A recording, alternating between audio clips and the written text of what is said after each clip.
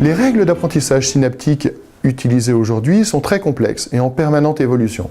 Nous allons donc nous limiter dans ce cours à en présenter les principes généraux, plutôt que de présenter une loi d'apprentissage particulière qui sera probablement dépassée dans quelques années.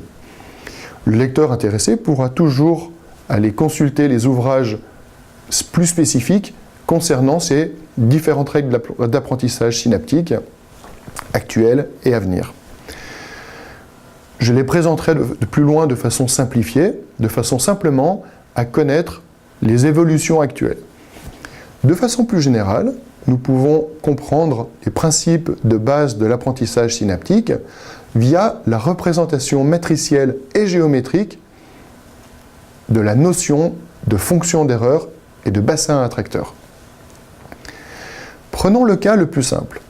Deux neurones reliés entre eux par une synapse.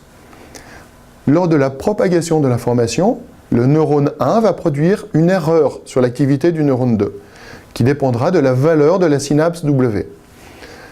L'erreur pouvant être soit positive, soit négative, il est possible de mesurer cette quantité d'erreur en prenant le carré de la différence entre la valeur attendue du neurone 2 et la valeur observée sur ce neurone 2 suite à l'activité générée par le neurone 1. Cette quantité d'erreur dépendant de la valeur de la synapse W, il est donc possible de représenter graphiquement cette quantité d'erreur en la plaçant sur l'axe des ordonnées d'un graphique dont le poids de connexion synaptique est représenté sur l'axe des abscisses.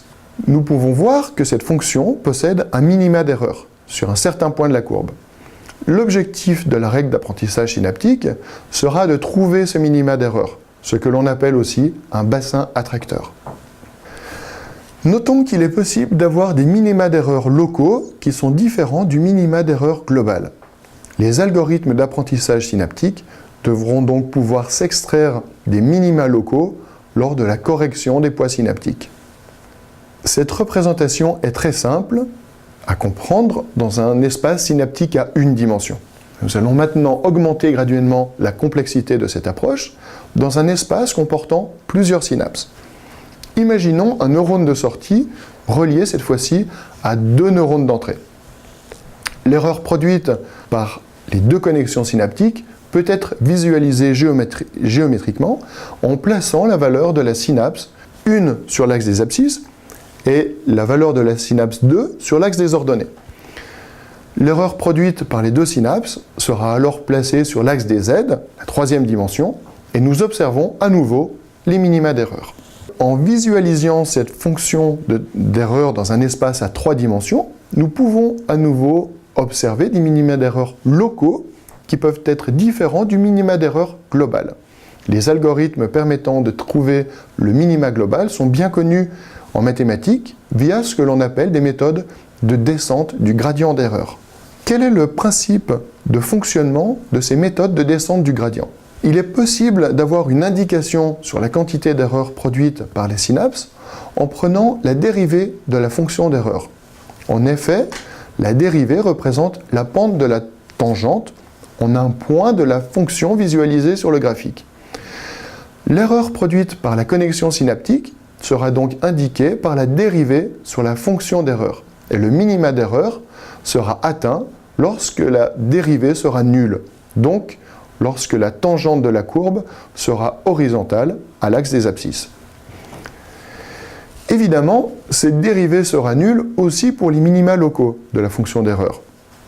Les algorithmes d'apprentissage synaptique vont donc utiliser un paramètre supplémentaire permettant de sortir de ces minima locaux, ces bassins attracteurs locaux. Continuons à augmenter graduellement la complexité du réseau de neurones. À quoi va ressembler la fonction d'apprentissage pour n connexions synaptiques? Au-delà de 3 synapses, il n'est plus possible de visualiser géométriquement cette fonction d'erreur dans l'espace à 3 dimensions que nous connaissons. Heureusement, petits chanceux que nous sommes, nous avons le calcul matriciel.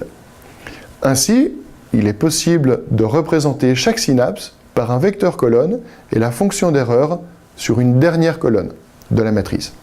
En d'autres termes, les réseaux de neurones formels utilisés actuellement consistent simplement à multiplier des vecteurs d'activité neuronale par des matrices de connexions synaptiques de façon à réduire la fonction d'erreur produite par cette matrice de connexion. Je ne présenterai donc pas plus en détail l'algorithme de la rétropropagation du gradient d'erreur qui était proposé par Rumelart, McClelland et le groupe PDP, dans la mesure où différents nouveaux algorithmes sont actuellement proposés pour améliorer ces processus d'apprentissage. Nous pouvons simplement retenir que cet algorithme mathématique permit l'émergence du perceptron multicouche via la possibilité de corriger les connexions synaptiques dans des couches intermédiaires profondes du réseau de neurones. L'important ici est d'en comprendre les règles de fonctionnement simplifiées de façon à comprendre les principes de base des processus parallèles et distribués, qui est le point commun des réseaux de neurones biologiques et artificiels. Les diapositives suivantes consisteront donc à décrire brièvement et simplement les différentes familles de réseaux de neurones liées à ces algorithmes d'apprentissage synaptique.